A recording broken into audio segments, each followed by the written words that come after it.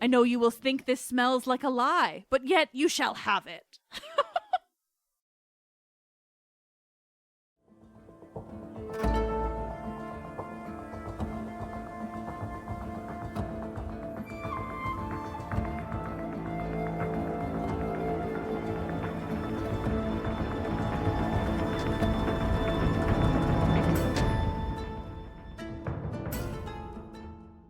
I'm Jenny Williamson. I'm Genn McMenemy. I'm Liv Albert. I don't know why I have to say it like that. Good job, you guys. Look at us. And what is this, y'all? I think it's a crossover episode. I don't know. I feel like it was pretty obvious for everyone, so. I'm getting that vibe. And this is an ancient history, let's talk about myths, baby, fangirl, good time, fun explosion episode. Spooky season episode. It's a crossover. It's a crossover episode that is vaguely spooky, but mostly just weird. Oh no, I tell a true horror story, but wait for it. There's definitely a true horror going on in yours, Jen. Yeah, Jenny and I both have wars, but they're wacky. We'll see how it all goes. So today we are delving into the fabulous and unforgettable Lucian's A True History, known as the first science fiction novel ever written. This novella has everything. Sexy trees, a trip to the moon, intergalactic war, an interlude inside a whale. It's incredible. I mean, incredible, but in the, like, true sense of the word. As in, not credible. Utterly incredible. Yeah. Unbelievable in the true sense of the word.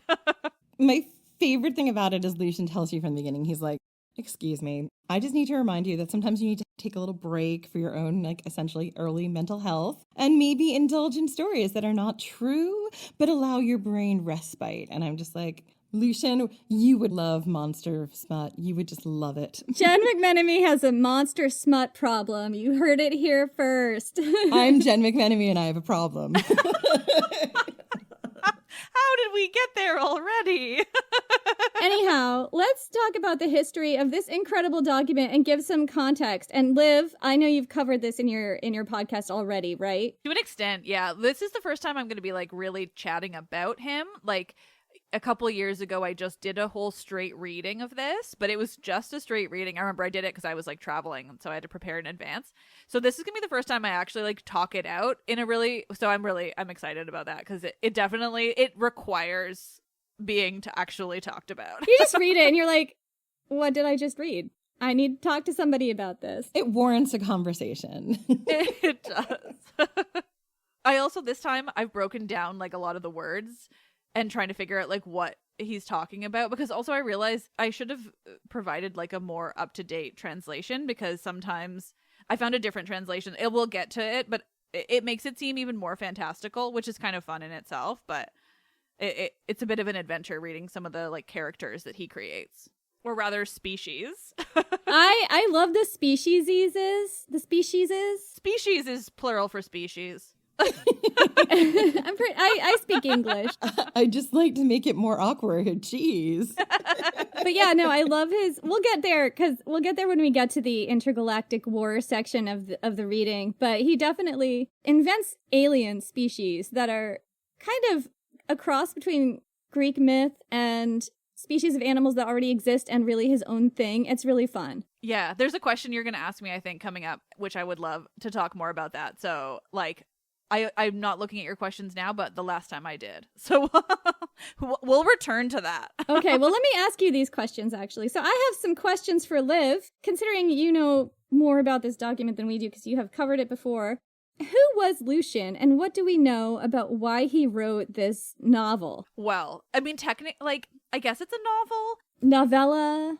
Well, no, but it's not, the point is that it's satire, right? Before anything else, it is, like, an incredible piece of satire. So what he is doing, like, you know, there's not that much to know about the guy himself. He's a 2nd century. He was writing in Greek. He was Syrian.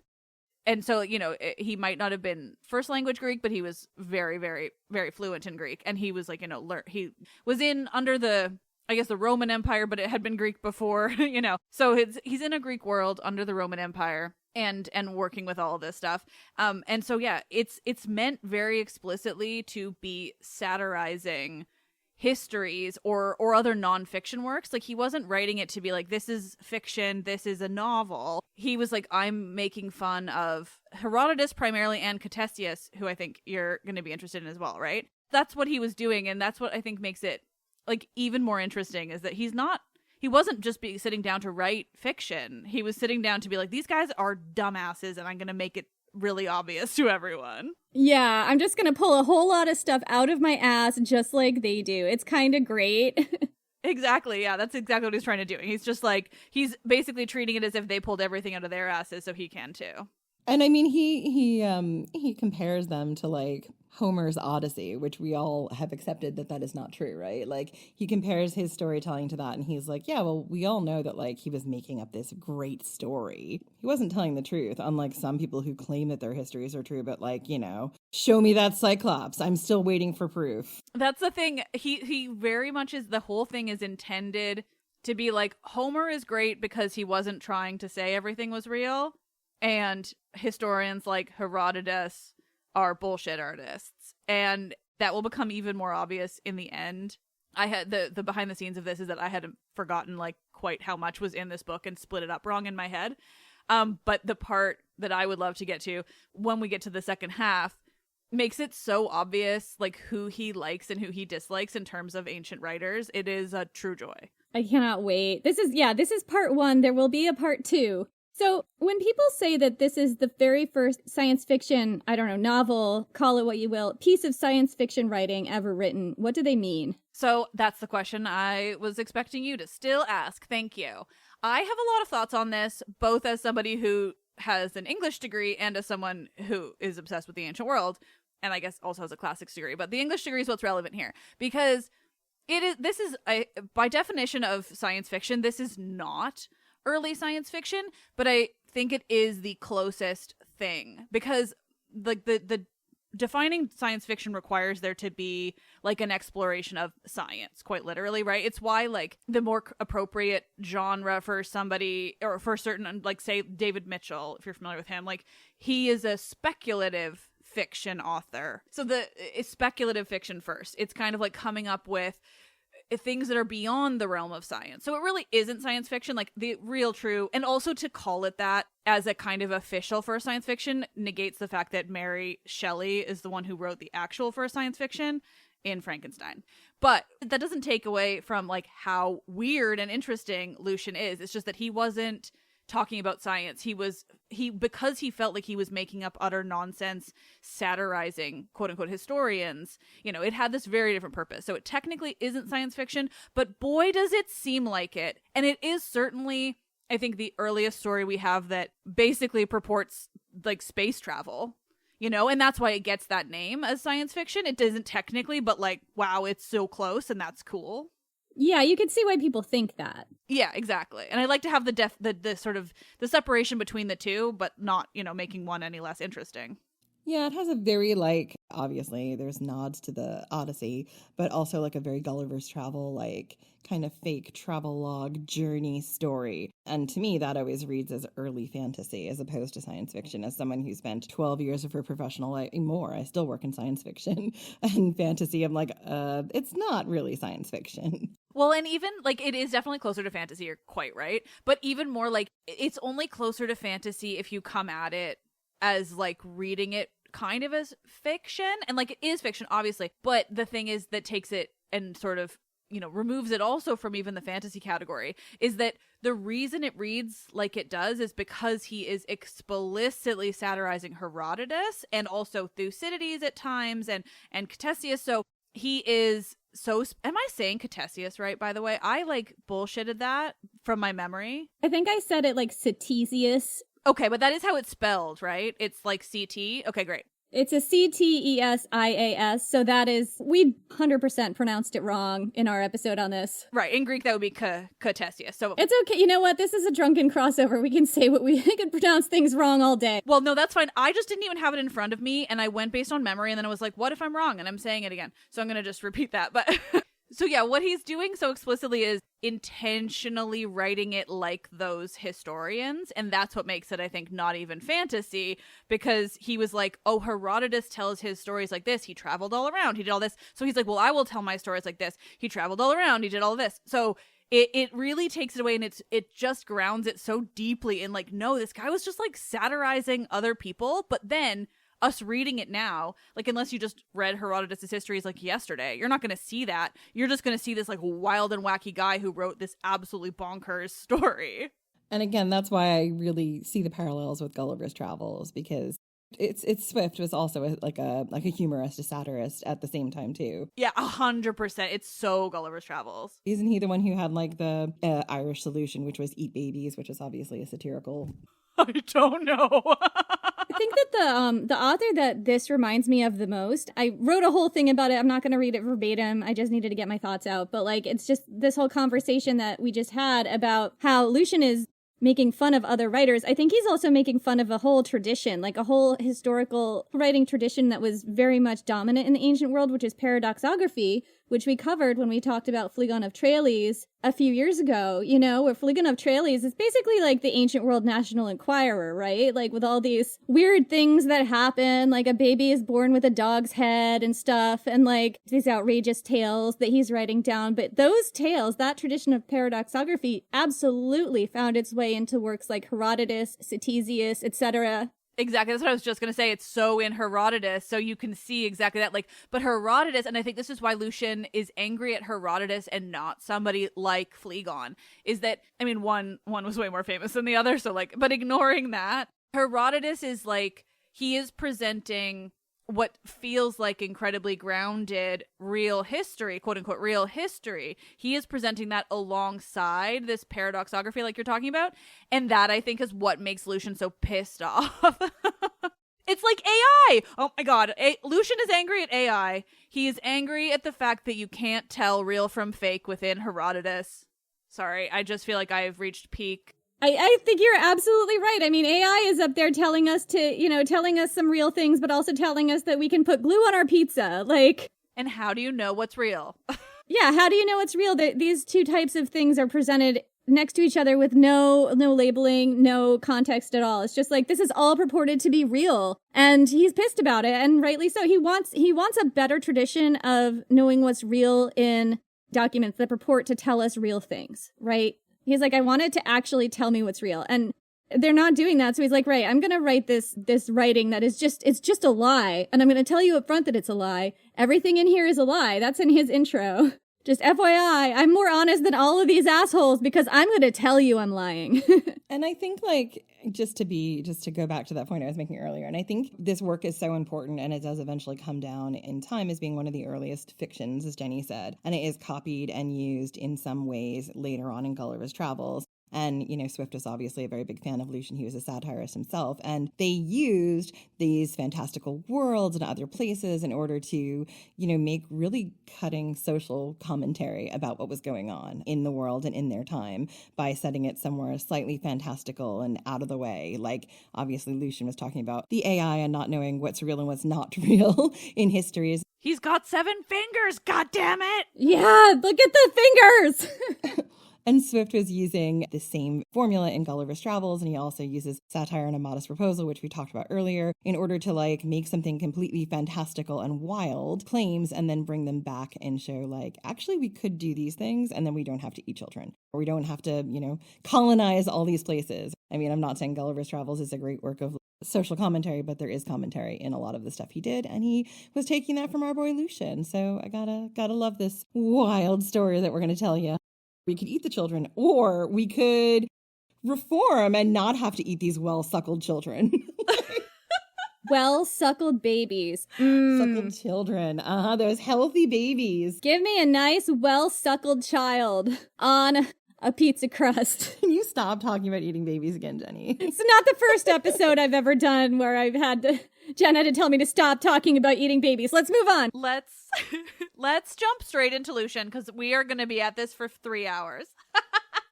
I'm so excited to hear the beginnings because I only read my piece, and then it's been like 2.5 years, I think, somehow since I did it. I've got some pieces to like read aloud too because I want to. Same. I put huge swaths and then I was like, I can't just read all this aloud, and I had to cut it back. I know, that's what I did too, yes. All right, Genn, hit us with this wild beginning to this story. So, first, I just wanted to start by like my favorite thing, and I'm not going to recap all of it, is Lucian starts the story and he's like, listen, athletes need a rest day and a cheat day, and writers and people who enjoy reading should also have like a rest day and a cheat day. Obviously, I'm paraphrasing. And when they're having said rest day and cheat day, they should just enjoy with fantastical stories or wanderings in order to reset their brain so they can think those important thoughts. So, of course, the section I have is about everyone's favorite Lord and Savior, Dionysus. All hail, she says, taking a sip of wine. And I literally cannot possibly express how wild and fun this section is. Like, it's everything I wanted. All I remembered was that it was Dionysus, and so I'm thrilled that it worked out so beautifully. I was like, Genn will like it. I don't remember what happens except there's weird stuff and it's Dionysus. I mean, I would say for our spooky season listeners, this is the true horror of the entire section. And I'll tell you why in a little bit. So, Lucian decides that he's got this thirst for adventure. He wants to essentially go on a journey, and he gets together a band of 50 other adventurers, people of like minds who also want to see what's west of Westeros, essentially. And they decide that they're going to sail past the Pillars of Hercules, and we all know that the Pillars of Hercules in the ancient world was like the end of the known world. That's where Atlantis is supposed to be. Mm-hmm. Yeah, Atlantis is as true as what I'm going to tell you. So you lie. We're all lying here. So, Lucian and his band of merry wanderers sail west of Westeros, and on the first day, they have really good weather. It's really smooth sailing. But on the second day, a storm comes. And the storm just keeps on coming, and I love this old-timey translation, for 19 days. 7 years ago. Sounds like the Declaration of Independence. If I've worked this out correctly, that's 79 days. And that is a really long time to be tossed about on the sea, in my opinion. Again, I have that feeling of like, very Old Testament when the Great Flood comes and they're just like on the water forever until they send the dove out and get their olive branch. And you know that Lucian was satirizing a lot of stuff going on at this time, so it would not surprise me if that's what he's doing here. Well, and remember that there's a Greek myth that tells the story in the same kind of way where they have to wait it all out, too. So, after the storm ends, our weary travelers find themselves on a mysterious island with a brazen bronze pillar that featured this engraving, "Thus far traveled Hercules and Bacchus." And that is just one of the things where Lucian is just like, oh, Hercules and Dionysus got here to this island. I'm glad this is on my ancient world bucket list. He was super excited to get there, super excited to be off the boat. This island is actually not in the sea. It's the first thing they've seen in a long time. So Lucian tells us, and again, this is some old-timey words quotes, old-timey word quotes. I don't know. I'm doing well. Quote, "There were also near unto the place 2 portraitures cut out in a rock, one of the quantity of an acre of ground, and the other less, which made me imagine the lesser to be Bacchus and the other to be Hercules." And after giving worship to these 2 portraitures, in quotation marks, they continue to explore the island. I feel like there's a great travelogue that no one has written yet, and maybe I will write one day. That's the adventures of Dionysus and Heracles when they decide to wander the world just dressed as ladies, just having their best time. What they found as they continued to explore this island was epic. There were streams that were made not of water, but wine. And some of these streams and rivers were deep enough to hold an actual boat. And the wine flowed freely down the streams, and if you cupped it in your hands, it was delicious. It was as good as any of the wine made in Chios, which I'm guessing at this time must have had great wine. Maybe that's where the Florian came from? Probably not. Florian came from Italy, for sure. We know where. It's a specific place. Well, Chios is where mastica comes from. And it comes from the trees, which is we're going to get to in a minute, right? So when they go to these streams, they decide that they're going to catch some fish because they're really hungry. So they catch the fish and they take one bite. And what happens? they're instantly drunk. One of Lucian's companions decides, I'm going to cut open this fish and see what's inside it. What makes it so drunk? And what does he find inside? But these things called lees, and lees are essentially the dregs that you find at the bottom of a barrel of wine. And incidentally, what are the dregs used for? A very famous ancient Greek drinking game? Kotabos. Kotabos, exactly. Where you just fling them all over the place. The messiest drinking game ever. The one that every time I talk about, I get rage. So much rage. I just love Lucian's commitment to these details about like wine and how it's produced and what you might find inside a fish that's actually essentially wine. Moving on. So they continued, this party of, I think there's about 20 of them, continued to follow the stream of wine to its source. And when they get there, they don't find a freshwater spring. Oh, no. They find vines and these vine-like trees with deep roots that essentially feed into the spring and make the water run with wine. And as Jenny noted, Chios is known for mastica, which is a type of liquor that you can... But mastica is only one thing they make from mastic. So really what he's connected to is just the mastic generally. I don't know how old it is as a liqueur, but it's definitely old in terms of the tree creating it. Because they also make it like an early form of chewing gum and like all this different stuff. I was going to get there too. So essentially, like, Chios is known for mastica, which they make into both a gum and booze and everything else. So I kind of love this detail of like trees can be used to get you drunk, which is true. Damn right. I told some family recently about a mastica mojito. Ugh, sipping some mastica one night. Oh, so good. Hell yes. My favorite kind of mojito.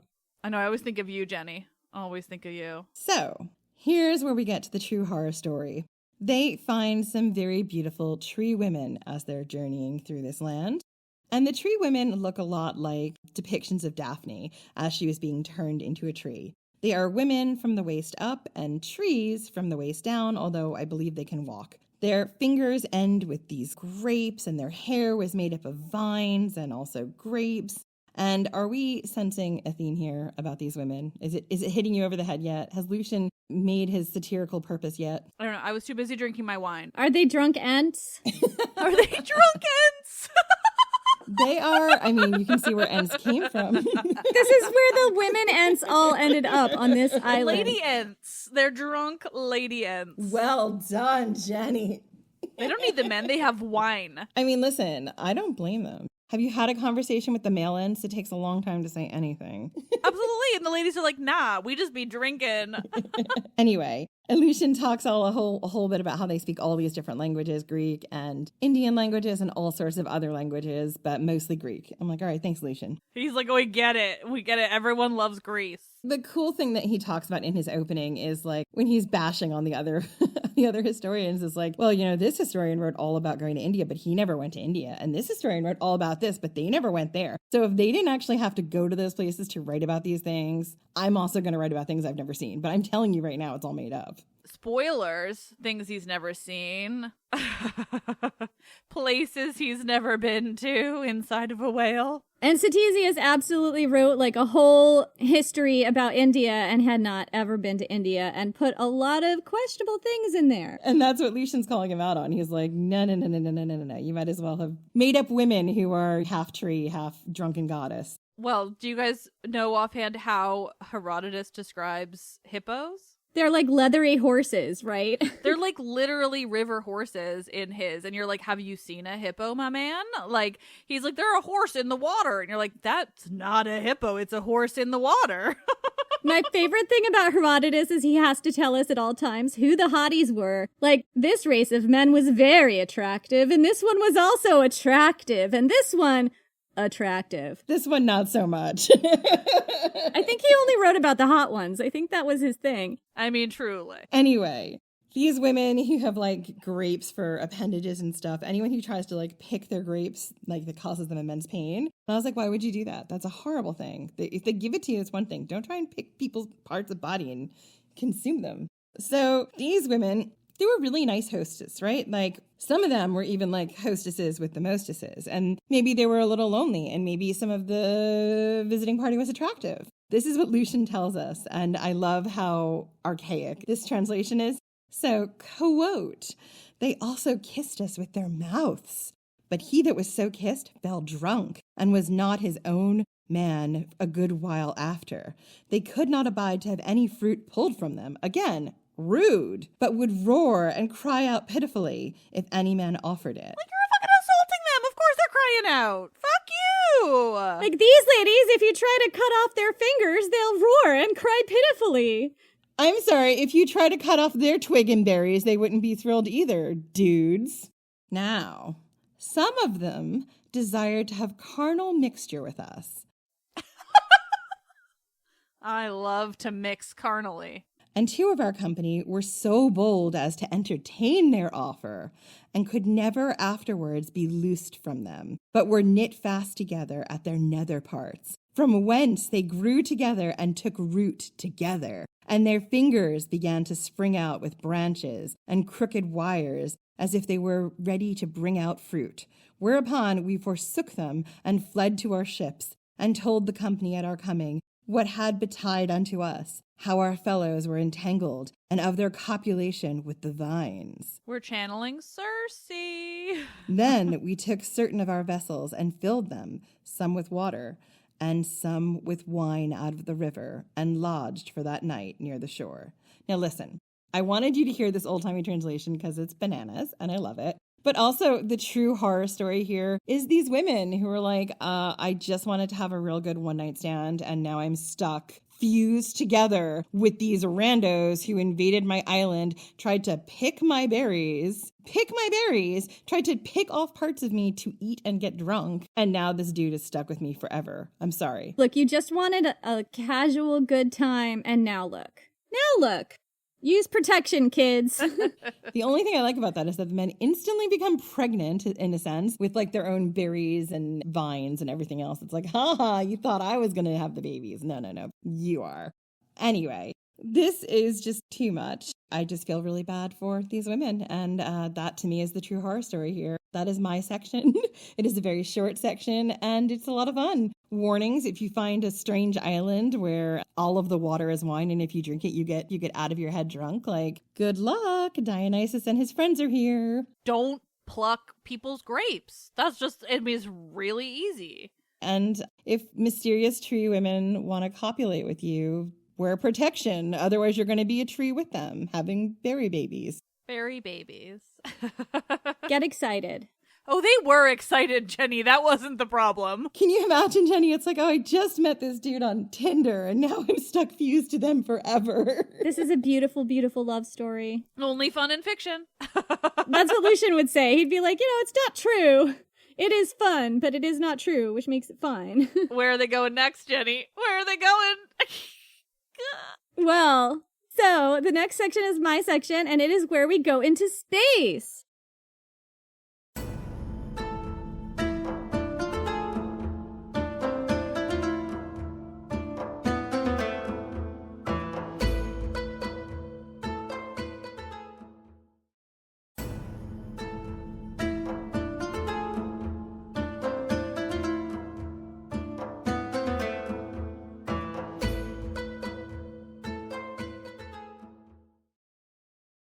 So, after the Dionysian island with the deadly, sexy tree women, our heroes set out again in their ship, whereupon they were lifted into a waterspout and transported 3,000 whole furlongs, which are, in fact, I googled this, 375 miles into the air. That's how far the sky is. I had to look this up, too. So the moon is actually 238,900 miles from Earth. So they missed a few feet. Just a handful. Anyway, so they rose up, higher, and higher until they found themselves on the moon.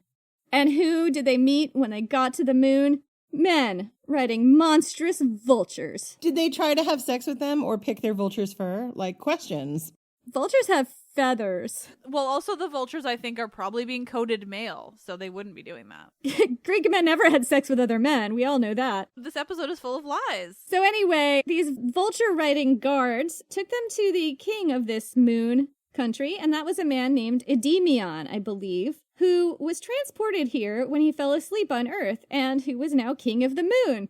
Can I provide a background on that name and Endymion? Endymion is, I'm assuming I'm not about to get this wrong because it makes perfect sense, but no, Endymion had a romantic relationship with Selene, the moon. That's why. So he didn't just fall asleep. He was having some nighttime times with Selene, and she was like, all right, come on up and live on me. I got you. Sexy times with the moon. As one does. As one does. Live on me. As I recall, I think that Lucian leaves that part out. But anyway, who else would you expect to meet on the moon but Endymion, right? Anyway, so Endymion adds that he is at war with Phaeton, who would obviously be king of the sun. Yeah, the son of Helios. Yeah, he drove the chariot of the sun. It went very poorly. Again, this is why you don't let children drive your massive flaming sun chariot without a proper driver's license and instructions. I think this is poor parenting. And at that age, you should be in the car with them. I mean, he's the king of the sun in this one, so it's not so bad now. Right. So Endymion and Phaeton are at war. There are people living on the sun, just like the moon, and they are at war over a colony on the morning star. Endymion asked these travelers, led by Lucian, so would you, chuckleheads, like to join our war with the Sunnites? And, we'll provide you with all the gear you need. Your very own vultures. They're horse vultures, also, to be clear. Like part horses? Horse vultures. Yeah. I see. I picked up only that they were vultures in the part that I read, but that is an even better mental picture. Well, also, like, half the creatures in your section, Jenny, are like half horse, half other weird things. So I'm probably going to be bothering you to point out some things as we go because it's so fun.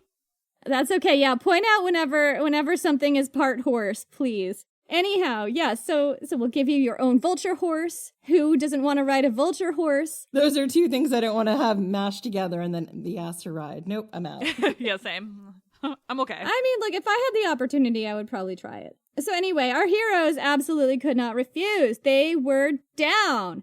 So, Endymion's army, we now get into who was in Endymion's army. And this is one of my favorite parts of this because it's essentially describing his concept of what alien life forms were like. And I just find it delightful. And also, like, what their arms and weapons looked like. And I find that equally delightful. It reminds me of the Batrachomaiomakia, the battle of the frogs and mice, because it's really similar the way they describe all the tiny weapons. It's just, oh my god, every time. It's a joy. Yes.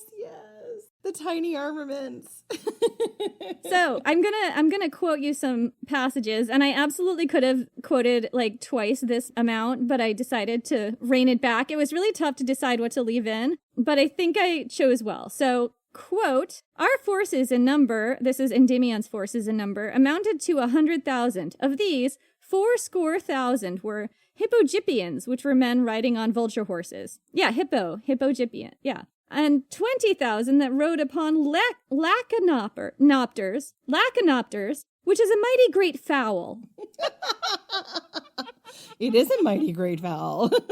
And instead of feathers, covered thick over with wart leaves. Of course. Totally normal. But their wing feathers were much like the leaves of lettuces. I imagine like Lucian sitting down with someone and just telling them this with a complete straight face. People in the ancient world were credulous. Yeah.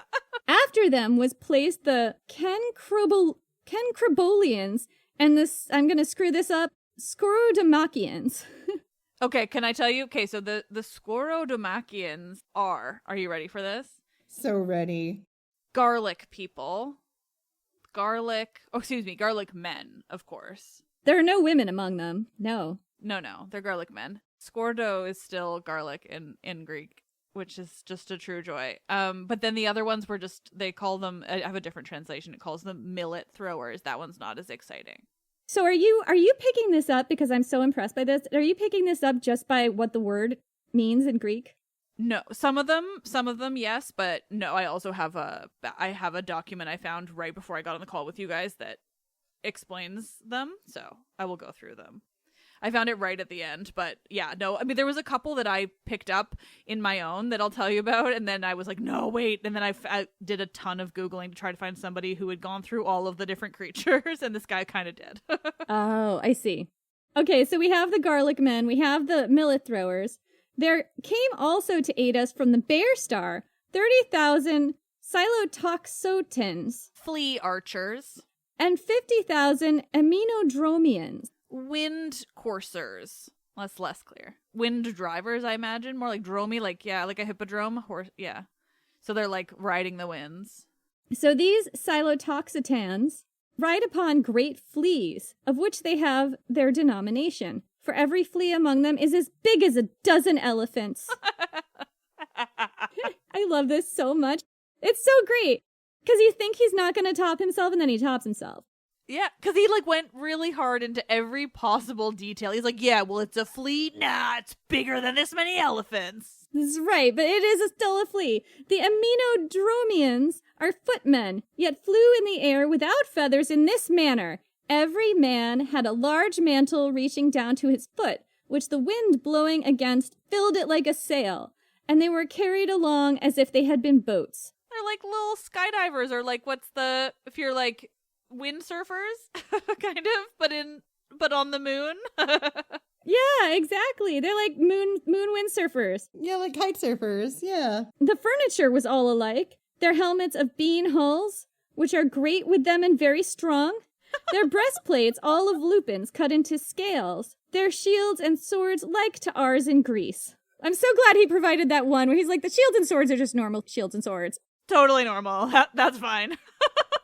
So, our guy, the King of the Sun, Phaeton, rolled up with his own troops, and these were similarly wild. And I'm going to give you another quote. Quote, but of the enemy's side, the left wing consisted of the hippomyrmics. Horse ants. Yes, myrmidons and hippos. Yeah, horse ants. And among them Phaeton himself. These are beasts of huge bigness.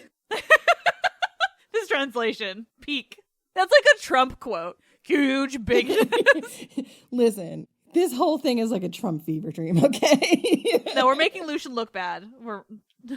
Anyway, so they were beasts of huge bigness and winged, carrying the resemblance of our emmets, which I had Googled, and that is apparently ants, as Liv said. But for their greatness, for those of the largest size were of the quantity of 2 acres. And they were in number 50,000. 1 million. I just love these giant numbers, because that also is kind of making fun of how people wrote about, like, the military, right? Oh, 100%. It's like the Battle of Thermopylae, right? There's like, there were 2 million people. And it's like, well, that would have stretched all the way back to Persia if there was that many people. They literally did not have that size of a population back then. They did not have that many people in their whole country. It was physically impossible. Yeah. And Herodotus was like, but 2 million. So we talked about what was on the left wing. In the right wing were ranged the aerocanopes, of which there were about 50,000. What's that, Liz? Sky gnats. Of which there were also about 50 million. 50,000. 50,000. 1 million.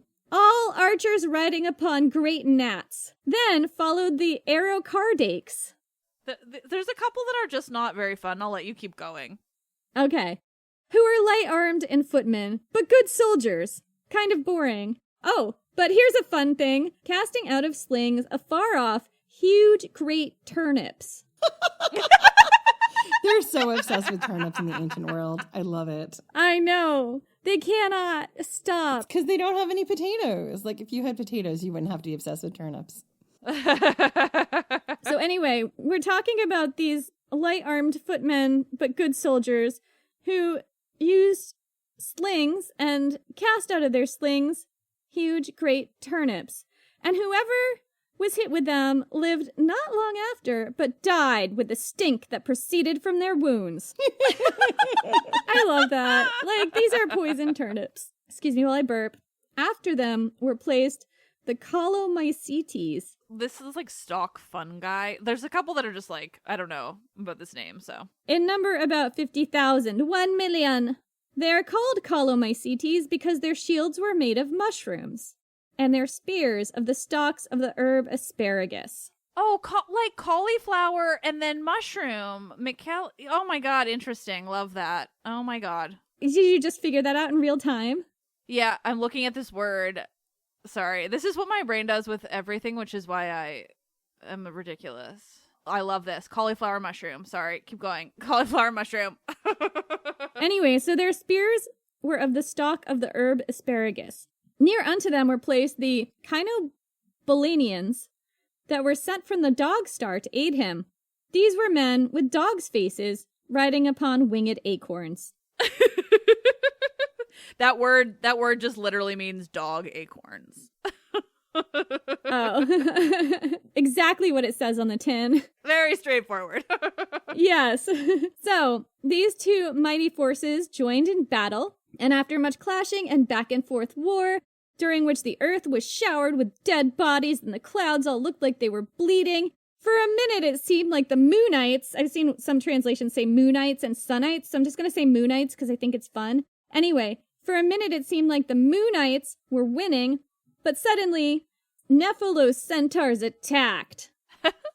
Cloud centaur. Cloud centaurs. These were massive, massive centaurs, as large as the Colossus of Rhodes, which is explicitly referenced, Genn. Yeah, that naked statue that stood for about 50 years and then was in the water for, I think, 800 years? It did not stand for very long, but you could, go over its grave. I mean, it was too big. It was too big, guys. I know, but sadly, it wasn't where you thought it would be, Liv. It was not in the harbor, straddling it, so you could upskirt it. It makes me sad. I mean, I feel like that's always going to be the answer to those things. It's never quite what we've been led to believe.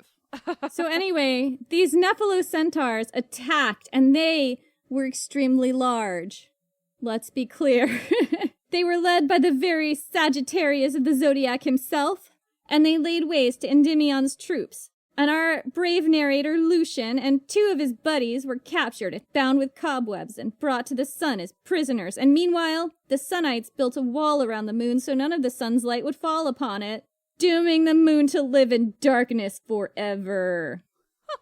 What will our heroes do next? So Endymion thought that this was completely unreasonable. He sent ambassadors to Phaeton asking them to lift this perpetual eclipse. And Lucian and his friends were eventually released back to the moon in the ensuing negotiations, and Endymion embraced him with much tears and offered him his firstborn son in marriage. And Lucian turned this down politely and asked only to be released to the sea. To the sea! Which he soon was. Did you say firstborn son, though, in marriage? I did, and I'm going to go into that. So, before we proceed to the next section, who wants to hear about what the people and life on the moon was like? Oh, God, yeah. I mean, I do. I hope we have more little acorn aprons. Okay, so we're going to talk about the people on the moon that Lucian observed, and I'm reading this in the grand tradition of cultural othering that ancient Greek and Roman writers engaged in when they were writing about cultures that they were not part of. So, first of all, there are no women on the moon. That is the first thing we're told. Only men, and they only reproduce other men. Oh, good. That's like a fucking man's wet dream. Actually, I think the Greeks would love this. Men marry other men, and they do it at the age of 25, and they reproduce by gestating babies in their legs. Some of them do. Let's just remind you, I didn't see the translation, but if it was thigh, we all know what that means, right? That means in your ball sack, like Zeus and Dionysus. So you guys say that every time, but why do you think thigh automatically also means ball sack? Well, it was like a euphemism. How do you know it's a euphemism? I'm just so curious, because I've heard you guys say this before, but I have no idea the background of it. I honestly don't remember where this come from. This was so long ago, I don't, but it's just something we read somewhere and then completely internalized, and now it's canon in our heads. But it was somewhere reputable, I think, that I found it. Or who knows, it's us. It could be nonsense. But I read it somewhere that it was a euphemism, and then it was sometimes translated this way or that way, and we're not exactly sure where it came from, but yeah. Fair enough. Okay. Because the 18th century translators didn't want to say ball sack, so they kind of sanitized it, was what I was reading, or that's what I remember. Well, of course, but that's why I want to read the actual Greek. That's why I'm so curious where you've read it. I don't even know what the source is. I'm going to go find it later. So anyway, they only have boy babies, and they gestate them in their legs. That's one way they reproduce, but then there's another species of men that also reproduces by, let me find it, wait. There's another species of men called the dendritans, who reproduce by cutting off a man's right testicle and planting it, from which grows a tree. Totally normal. And I'm interpreting testicle because I think he says nut or something that wasn't exactly testicle but seemed like a real obvious euphemism. Anyway, and planting it, from which grows a meat tree. I was going to say, because dendron is like some form of just tree. With branches and leaves and everything meat, which drops flesh acorns on the ground, which are large, a cubit long. How long is a cubit, Jenny? How long is a cubit? I don't know. It's at least 6 inches. You should Google it. It's a cubit, a cubit. Keep saying cubit. You don't know how big it is. It's about 18 inches. How big do you want it to be, Jen? I don't know. What's coming out of this cubit? Men are coming out of the cubits. Then I want it to be very tiny. So the people who come out, the men who come out of these cubit-long acorns have detachable genitals. This is an Athenian man's dream. I know. So I have more fun facts. So there's a lot about what people eat and drink, and what they eat and drink is mostly air. So like they will cook like a pig or something and then just inhale the air and just eat that, and that is their food. Or like there's a weird thing about how they also drink air, but first they have to like pound it on an anvil or something. Of course they do. Sure. I mean, that makes sense. I don't know what you're talking about. That makes complete sense. Lucian also tells us that they copulate in their hams. As one does. In their hams? Like In their hams. Okay. Ham is in like a meat? That's literally what the word is. And I was like, what is that? What is the ham? I kind of interpreted this as like the calves, but I could be wrong. Using an open place there's a vagina in your hams. Is the hams like the butt, or is it the calves? Well, is it like hamstring? That's what I'm wondering, if it's what kind of meat a ham is. Let me see. Like a ham hock. I genuinely don't know what he means by that.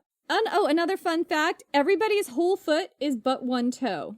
Everyone. Well, sure. Just one toe, including Endymion, I'm assuming. Also, the dropping of their noses is more sweet than honey. Ew. They're like boogers are sweeter than honey. Yes, their boogers are sweeter than honey. Oh, and all of these men are like kangaroos because they can all open and shut their stomachs at will. And inside their stomachs is lined with hair. Like, they don't have any intestines in there. So, like, they put their stuff in there when they need to carry things. It's like a man purse, if you will, but in the stomach. And also, they can put their children in there when they get cold. So these are like kangaroos. Kangaroos. Kangaroos, Jen. Kangaroos? Roos. I'm just going to keep doing it. Kangaroos. It's like, who's on first? So anyway, and they can also pop out their eyeballs at will. As one does. And pop off their genitals at will because their genitals are detachable. And that is where I'm going to end it. This sounds like being on like a middle school bus, and like the boys, particularly at the back of the bus, are like, let me flip my eyelids up so you can see like how crazy my eyes are, and all the genital talk. Right, let me turn my eyelids inside out. Can I possibly blow a hole in your thigh theory? Sure. As someone writing a novel about Dionysus, I'm here for this. Please keep going. Great. I am ridiculous, and so I was listening to you, Jenny, while also looking up the Greek lines where it comes from. I think that the term thigh actually only appears in, or first like surviving appears in Bacchae, which is amazing. Like there isn't an earlier source that talks about it, so Euripides. And so I'm just looking at the translation that I went looking for the Greek. The best part though is that the first line before that, so that this is a translation I found that says, okay, immediately Zeus, Cronos' son, received him in a chamber fit for birth, and having covered him in his thigh, shut him up with golden clasps, hidden from Hera. So it's really interesting. I feel like maybe he received him in his ballsack, honestly, because received him in a chamber fit for birth, and then his thigh, but then I went and found the word that they use for thigh, and it is straight thigh. But the thing is that this reminded me, which is more interesting, and it adds interest to the thigh nature, is that, of course, the thigh is like the sacred bone of all animal sacrifice. Like the thigh is the one you give to the gods. So I think you're like right and not right. Like I think thigh does mean thigh, but also that maybe he's saying that he got the baby first in his ballsack and then it went to his thigh. That's wild, and I love it. Yeah. But thigh is not a euphemism. Thigh is actually thigh, and it's actually important because it's connected to the sacrificial nature, because that's like where all of the sacred stuff happened. So it makes a lot of sense. So it's like, oh, it's even more interesting now. Sorry, I'm fascinated. That's interesting. Yeah. Right? Because then it's like, because the whole thigh bone, right? Like the whole point, because the story goes that like they tricked, with Prometheus's help, right? They tricked Zeus into allowing humans to sacrifice and only give the gods like the worst cuts of meat, right? Because their whole thing was that they took the thigh bone, they wrapped it in fat and then skin and made it look like it was a good cut of meat, and then Zeus was like surprised, but then it just ended up being like, okay, well that's the one fit for the gods. So it's the thigh bone is the only like bone fit for the gods. It's definitely important that it's the thigh, but I do think you're right in that it's coming through the ball sack. I wanted to find more, but that I didn't go deep into the Greek of the chamber fit for birth, but that is like that there's a lot happening in a chamber fit for birth. So anyway, right. It's like probably the most close thing that a man would have there is a testicle. Yeah, exactly. Well, I think the whole point is that there isn't a chamber fit for birth too. Like this just feels very Dionysus or very Euripides. Like there's a lot going on there now. I'm like, okay, well maybe that's going into my episode for next week. So to the listeners, you might be already thinking, oh, Liv, you already talked about that. Yeah, that's because that's how recording works. I haven't talked about it yet. Okay, guys, is it my turn? Sorry, now I'm rambling. It is your turn. So, Liv, what happens to our brave heroes after they leave the country of the moon? Well, as you said, they float for a couple of days before they land into the sea. It's quite explicit. They seem to float all the way down and they kind of see stuff along the way, but then they finally land in the sea and they're like, okay, well, this seems like we're on a good track. They're really psyched about the sea. They're weirdly pumped about the water. They land in the sea in their ship and then they're like, okay, we're gonna have a great feast. And then basically it says that they like flit about in the water. Like they're basically like splashing each other, giggling away in the water. I bet they were so happy to finally have like a shower that wasn't like, or like a wash that wasn't either 92% wine or moon whatever. Moon babies. Moon ants. I don't even know. I mean, so true. But then you see, then they realize that because things seem to be going really well, that means they're about to go really bad. Because Lucian, if nothing, is an optimist. After 2 days, they're floating along for 2 days, kind of waiting for the other shoe to drop. And then they start seeing, like, a lot of really big fish. Like, 2 big fish. And they are eaten by a whale. It is a really big whale. He describes the teeth as, like, definitely like whale, like it's baleen, I think it's called, right? The stuff they like suck krill through. He describes them because he's like, their teeth are enormous and needle like sharp as anything. And it's like, well, I mean, you're getting it mostly right, but they're really not going to eat you guys. Like, it's fine. They couldn't actually do much. So yeah, they get inside. They get swallowed by this whale, ship and all. He's like, we're really lucky. Here, I have a quote of this. Swallowed us up, ship and all, but by chance he caught us not between his chops, for the ship slipped through the void passages down into his entrails. And so for like a day, they sail in the darkness of this whale. It's a very big whale. The entrails, indeed. But then it turns out that this whale and its entrails are big enough to hold what they presume to be, well, it's not there, but they say that it's big enough to hold what could be a city of 10,000 men. That's how big the inside of this whale is. But no women. Let's be clear. No women. No, exactly. Absolutely. No women. There's not a single woman in this entire thing. He would be horrified that we are reading it. No, I don't think Lucian would be horrified. I think Lucian... No, that's true. I actually think maybe he's making fun of the writers, the historians again. I think he'd be like, first off, I like that I don't have to strain my wine. Second off, I like that you have silly things to say. Please keep going. I want innuendo. Go. Well, so they're in this whale for a long time, and this whale is really big. So they start noticing... Are they in it for a year? Because that's very biblical. The whale, really right now, we're just figuring out just how big this whale is. And when I tell you this whale is big, you have to believe me. Because like I said, it could fit a city of 10,000 men. This whale has swallowed up hills. He's like, there are hills that have formed from like the dirt that this whale swallowed, and then there are trees and herbs, very specifically herbs, growing in those hills of swallowed dirt.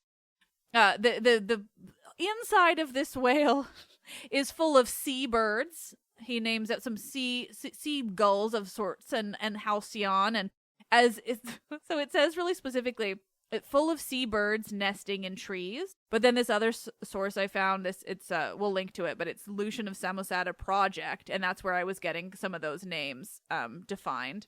Because it just has a note after this where it's like, yeah, this whale is full of seabirds nesting in trees. And then there's a note that just says, gulls and halcyons do not build nests in trees.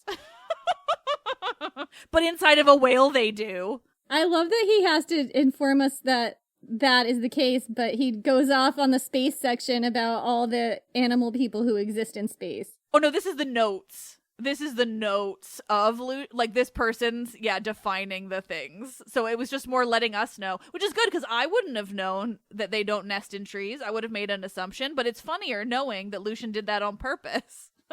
Oh, in the translation. I love it. There's so many people who think that, like, mostly seagoing birds nest in trees. Like, I'm pretty sure puffins, like, nest in, like, high crags. Seagulls nest on my roof. I can tell you that right now. And they live like kind of like in these rocky places, and they hang out there in the summer when the babies are young, and then as soon as the weather changes, they take to sea for the winter. They're the craziest birds ever, and I just love them. That's a wild way to live your life. Puffins are really flippin' cute, but puffins are nowhere near Greece, I'll tell you that. They like it cold. They're a cold bird, that's for sure. So really, like, they're just taking in this basically, like, entire world within this whale. They have a nice supper of all of the fish. There's a lot of dead fish inside this whale, if you can believe it. And they wait out the night. And so as time goes on inside this whale, they do get glimpses of the outdoors. They learn that time is passing because the whale opens his mouth once an hour, and they get a little glimpse of what's outside. So, you know, they see a glimpse of, oh, there's mountains, and then, oh, there's the sky, and then, oh my gosh, there's some islands. But it's all just these brief moments of the whale opening its mouth. And then finally, in the whale, the next day, they're out, they're wandering, they're exploring the innards of this whale and, you know, all the trees and things. And inside this forest growing inside of a whale, they find a temple to Neptune, if you can believe it. The whale ate a temple to Neptune? I mean, how is it still alive? Well, no, just wait. Just wait. They built the temple inside the whale. You're jumping ahead, obviously. The 10,000 men, Genn. The 10,000 men built it. And no women. No, the 10,000 men, that was an estimate about how many men could live inside this whale. We haven't actually met any men who are actively, I mean, spoilers, there are men living inside this whale. But that was an estimate on size, you see. This is just a really big whale and with a forest. And so, but in that forest and then this temple, that's where they run into the first human that is also living inside this whale. So they come upon this man. His name is Skintharis, and he's there with his son. They describe his son as a youth. Very shortly, that will make no sense to you. But for now, we have a man named Skintharis and his son, a youth. And they've been living inside this whale. They've got a whole setup. They've basically built themselves a house. They've got a nice garden inside this whale. They were the ones who built the temple to Neptune, you see, inside the whale. So, you know, Skintharis, who's been living inside this whale, he spots Lucian and his men, and he's like, what are you? Okay, this is a quote. What are you? Excuse me, that's me trying to say ye, because it's such an old-timey translation. What are ye, you strangers? Any of the sea spirits, or miserable men like unto us? For we that are men by nature, born and bred in the earth, are now sea dwellers, and swim up and down within the continent of this whale, and know not certainly what to think of ourselves. We are like to men that be dead, and yet believe ourselves to be alive. And so Lucian's like, well, shit, yeah, actually, yeah. And they're like, well, I guess we're like you now. He's like, well, like, we just got here, and well, this is, I mean, I guess we're about to learn a lot, but, you know, they have a nice meal. Skintharis is actually an incredibly good host. He is practicing very sound Xenia. He's doing his job well. He's hosting these men inside the whale with his son. They're feasting. They're having a time. They're really visiting, telling stories. And so this is the point where Lucian tells Skintharis and his son the story of their time on the moon and that great battle. He retells this story within this whale. It's a whale of a time. If you can believe it. It's a whale of a time. That's usually something I would say, Liv. Well, I mean, it's something I would say too, don't you worry.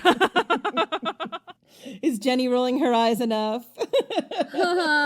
Jenny doesn't like a pun, and she's wrong. Exactly. And she doesn't like dad jokes, so, you know. Dad jokes abound. I don't love dad jokes. I like puns. There's the difference. Puns are dad jokes. Yeah, but they are not mutually exclusive. You're wrong. Jenny, we've already talked about this. You and I have I'm pretty sure we fought about this in Athens, like while drinking cocktails, and I was like, puns are the best. Let me tell you why. That's a real thing that happened. I'm certain of it. These are the things we fight about very seriously. It's exactly right. Where is Troy? Is it Troy? And are puns funny? The answer is Troy is exactly where Troy is, and also puns are funny. We will take no other options. So they've been talking about this. They've been talking to this guy. You know, they're telling stories. They're asking questions. And so this guy's like, you know, I'll tell you about my life. I was a merchant on Cyprus. And he made the mistake, he doesn't say it that way, but he did. He made the mistake of trying to sail to Italy with his son. They were on this enormous ship, this big merchant ship. And he's like, maybe you actually saw it shipwrecked inside the mouth of that whale.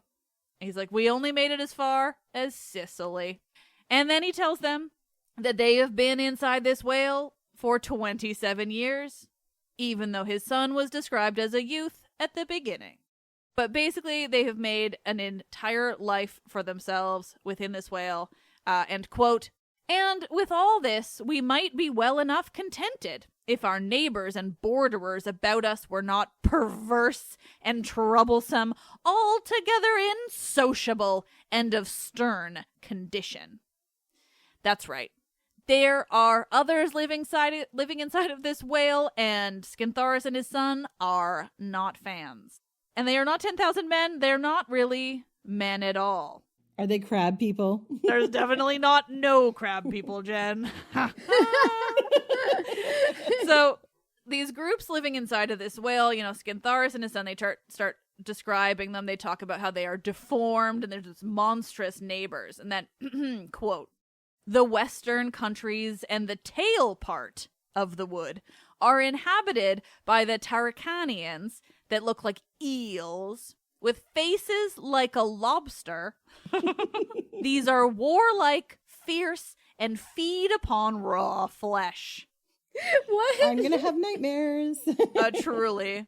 Lobster eels that feed upon raw flesh. It is a spooky season episode. I mean, yeah, this is where we get spooky. Not really. Then he's like, yeah, there's another group of people kind of over there. They're top half man, bottom half cats. They don't really cause us any problems. Because cats rule, of course. Yeah, that's the only mention of the cat people. And then they're like, that's it, kind of done. Childless cat men, if you will.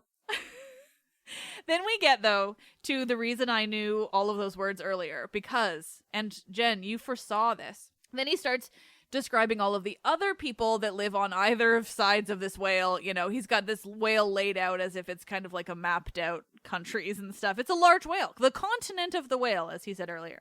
He's describing the people that live nearby. The first ones he talks about are the Carcinocerians. And that is where my brain went, that's crab something. So I was like, ooh, crab something. And then that's what led me on to this, like, big old journey. And Jen, I have the answer, so don't feel like you have to look it up. Also, it was really hard to find. I went on this journey because I was like, that's crab something. It's crab something? It's crab hands, you guys. So it's even better. They're just called crab hands. And it was annoying for my Greek etymology nerd knowledge because I saw it written somewhere else as Carcinoceres. And then I was like, well, then I know it's hands. It was the form. It shook me. In any case, crab hands live nearby, as do the Thinocephalians, which are, I thought I wrote this down, but there's something to do with heads. They're like head something. It's not that exciting. The crab hands are the best ones. And then he says the Pacetopodians. Did I not write this down? There were something feet. Podians' feet. They charge a tribute of 500 oysters to live on their land. Skintharis finds that to be far too expensive. That's just too many oysters. The rent is too damn high. It's just too many oysters. But then to your point earlier, Jenny, I wrote it, or I read a note on this Lucian project that also notes that this kind of description, particularly like the tributes and the way the description of all of these people is basically, this is a quote from this website. It says, "These descriptions are reminiscent of the meeting of Greek colonists with the native people." He's really making fun of these historians and how they describe foreigners, which I kind of love. It feels like he's kind of like, it feels like he's kind of on the better side of this, right? He's like, we shouldn't just assume that all foreigners are like crab hands, you know? Like, we shouldn't just other people and say that they only have one toe. Yeah. Maybe they don't have crab hands. Maybe that's an invention. And then he goes on to describe the armor. He says they don't have any armor, but they do have fish bones. And then very shortly after, their pilot gets stabbed in the back with a fish's rib. Oh, dear. It's a pretty big deal, yeah. I know, it wasn't looking great. I don't think it was clear if he died or not, because I didn't take notes. So I think they just were like, the pilot was stabbed in the back with a fish's rib. And then, really, and I wrote this, they conquer, for seemingly no reason, everyone. Basically, they just describe all of these people. Like, this is him describing colonization, honestly. He's like, here are all the people who live inside this whale. They are weird and different, and also then we proceeded to kill them all and force the rest of them to leave. Whale is ours now.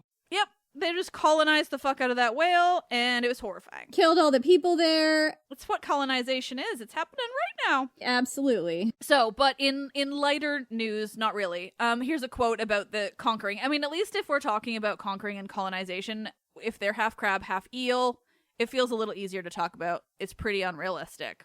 But I don't know. I don't have crab hands. Who's to say? Crab people are also people. That's exactly right. Crab hands people are still people, even if they have crab hands. Yes. Maybe they should not, charge so much money to live around them, but also no excuse for hurting people. They're evil capitalist landlords, but... Genn, that was 500 oysters. I agree. It wasn't great, but did they deserve to die? Nobody deserves to die over 500 oysters. Well, 500 oysters, is a lot of oysters. Is it? You don't know how many oysters they have. That could be the equivalent of 2 cents, Janny. I don't know the exchange rate. That is true. Exactly. You don't know the oyster to dollars exchange rate. I'm just saying, purely in terms of the volume of oysters, that is many oysters. It's a fair number of oysters, I would agree. It's a lot of shells taking up space, the whole thing. Like, if I was gonna eat 500 oysters, I probably couldn't eat that many oysters. But you could also just have a nice barter where nobody dies and everyone helps each other and it's collective. Well, instead, let me read you a quote. Soon after, they sent ambassadors to us to crave the bodies of the dead and to treat upon conditions of peace. But we had no purpose. That was weird. Basically, they just want the bodies of the dead, so they want to bury them. Crabs do cannibalize their own. There's only one group that have crab hands, Jenny. We're not talking about everyone being crabs. Let's not be unrealistic. There's one type of people with crab hands. Didn't mean to be unrealistic. Sorry, Lucian. Exactly. Just go watch it with your lies. Sorry, I'm gonna stop lying like a historian. But truly, especially because get to this line, okay? So they're like the ambassadors of all of these people we just conquered. They came to us to ask for the bodies of their dead and to ask about peace. And then, quote, "But we had no purpose to hold friendship with them, but set upon them the next day and put them all to sword, except the Tritomendatans, who, seeming how it fared with the rest of their fellows, fled away through the gills of the fish and cast themselves into the sea." One, Lucian, why do whales have fish? That's not satire. It's just wrong. Sorry, whales have gills. That's not satire. It's just wrong. But also, how dark is that? He's literally they want peace. We thought, why would we ever give you peace? Get the fuck out of here. We'll kill you all, or you can escape through the gills of this whale that don't exist. You're creating a narrative that they got what was coming to them, and that's not true. It also sounds like this is kind of the offhand way that a lot of ancient Greek and Roman writers, again, wrote about the people that they conquered, and sometimes that's how they treated them. Well, it's also how modern colonization is actively happening now.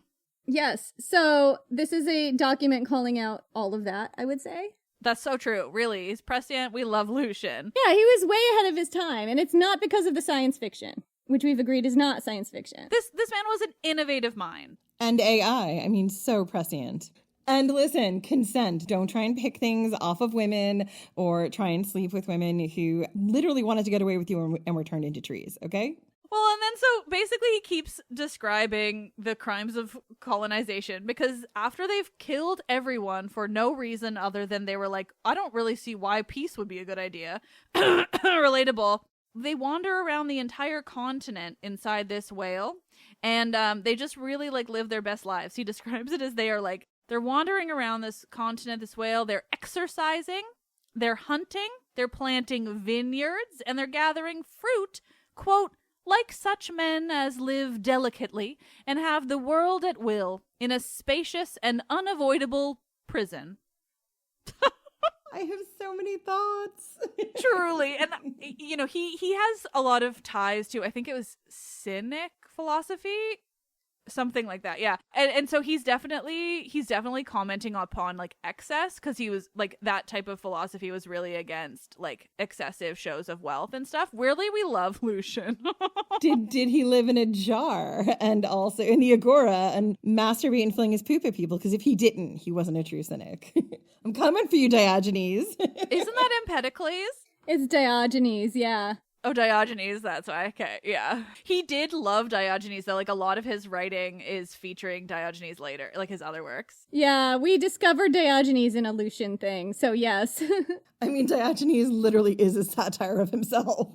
Truly, though, like, I mean, the life inside this whale, I just think, yeah, he's really making a lot of comments on a lot. I feel like we could go into so much detail if we had a million years, but we don't. So, eventually they start... Oh, wait. No, excuse me. I missed the amount of time that passes. 1 year and 8 months later. Inside this whale, they start to see things on the outside of this whale's mouth. And this part is less clear about how exactly this is happening, but it seems to me that they start noticing this stuff happening outside, and then they basically watch this happen, because it doesn't seem like they're actually involved in this next brief war. But they start being able to see outside this whale, there are giants sailing on islands. So they're fully using an island as a boat. We got a quote here.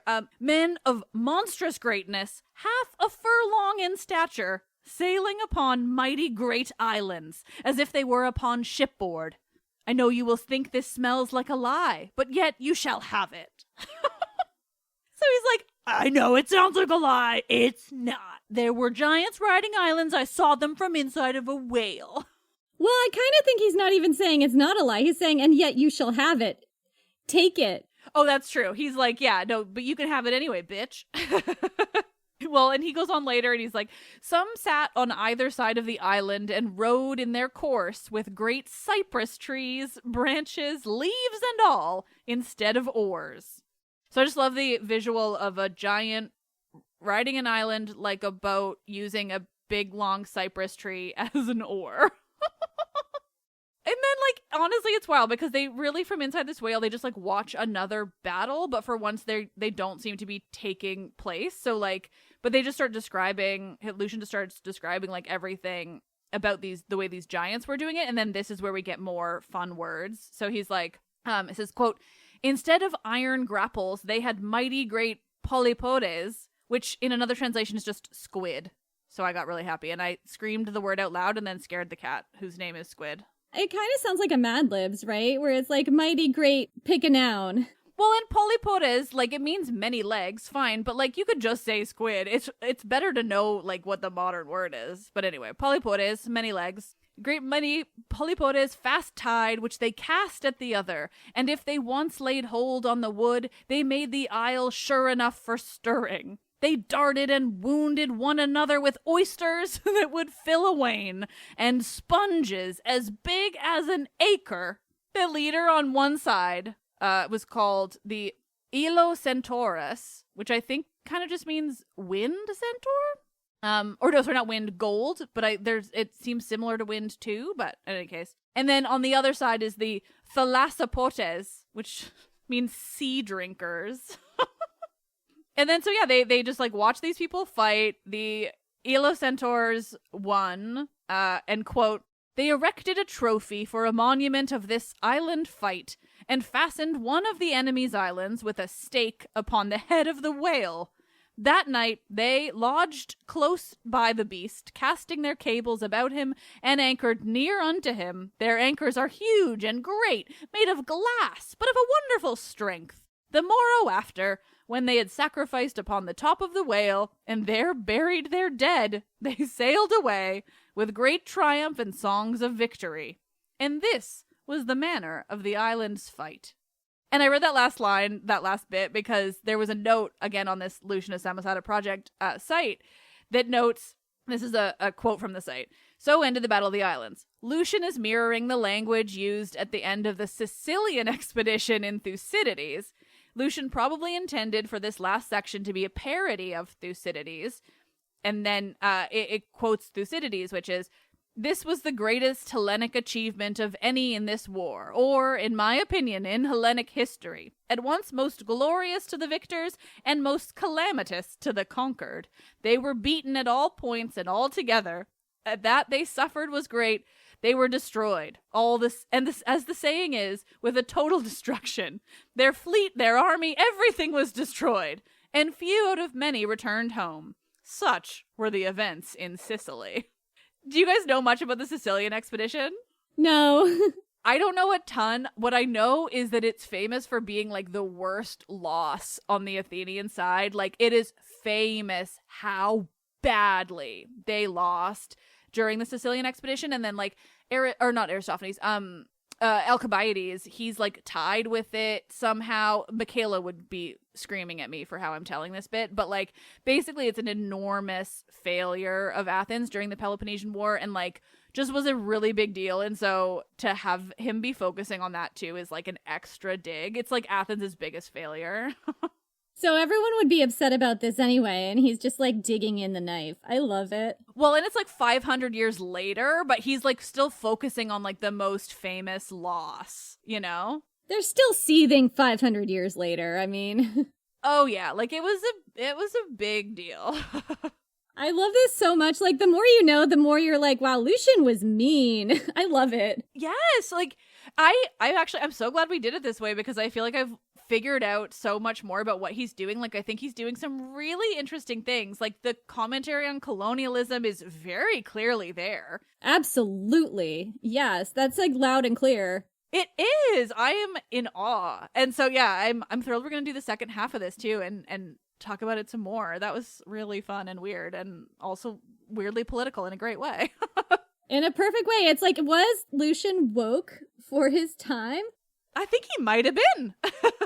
It reminds me of like how I like to define woke, particularly when people use it in that derogatory way, because it's like, it literally just means caring about other people. Oh yeah, same. I'm just like, it just means not a complete asshole, but okay, call it woke. It means I have a fucking heart and empathy, and I, like, are you kidding?